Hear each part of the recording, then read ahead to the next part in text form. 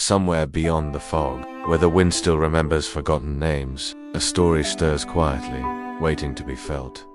Not told. This is a whisper from elsewhere. Let us begin our story. Once upon a time, there was a valley that had been forgotten, a valley where the fog never lifted and the sun was but a rumor. In this valley, shrouded in eternal twilight, there lived a soul, a being without a past, without a name, and burdened by echoes of what could have been. They called him Kale, though no one remembered who bestowed him with that name. He wandered alone through the valley, past ancient trees that whispered forgotten lore, over streams that flowed with liquid shadows, and under skies that wept with endless rain.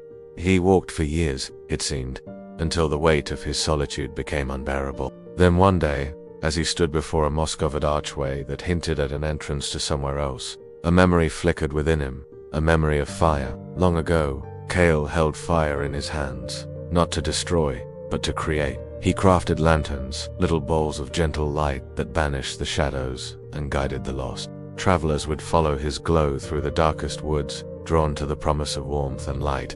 But Kale wanted more. He dreamed of greater flames, of kingdoms with towers instead of trees. So he left the valley, carrying his hopes and his fire, seeking the architects of great cities, hoping to build a grander light than any he'd made before. As he walked, he came upon a kingdom nestled between hills, its spires touching the clouds. He approached cautiously, his heart pounding like a blacksmith's hammer against his ribs. As the townsfolk saw him coming, their faces lit up with wonder. They had never seen anyone from beyond the hills, let alone someone carrying a flame. He entered the town square, and all was, as he had hoped, bustling and bright, full of life and light.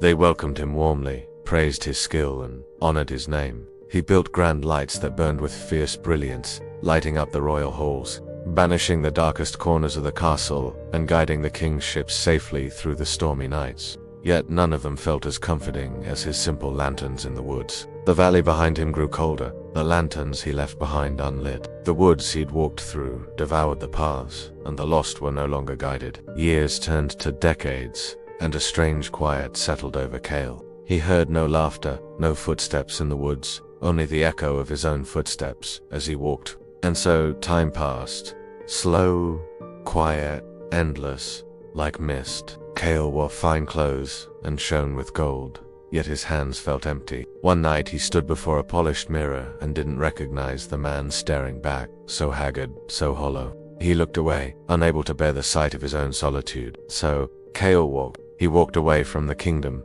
from the cold eyes of kings and the suffocating silence of an empty court. He walked toward the fog and the place where he began, the valley where the sun was a rumor. But the valley didn't welcome him back. It was still, broken, faintly humming with regret.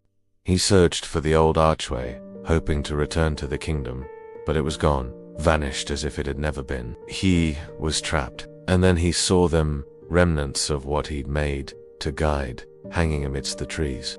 He climbed down, his heart aching with the weight of his failure. Below him, he found shattered glass, where the lanterns once stood, blackened wood, and ashes, forgotten names. He gathered the fragments, his hands trembling, and rebuilt one lantern. Just one, no gold, no glory, just fire and memory. He hung it where the fog was thickest and sat beneath it, watching, waiting, hoping. And each day he waited, he prayed that someone, anyone, would find his light and follow it out of the fog. One morning, a bird perched beneath the glow. Then a child passed, then another wanderer. None of them knew his name, but they followed the light and they found their way. The valley is still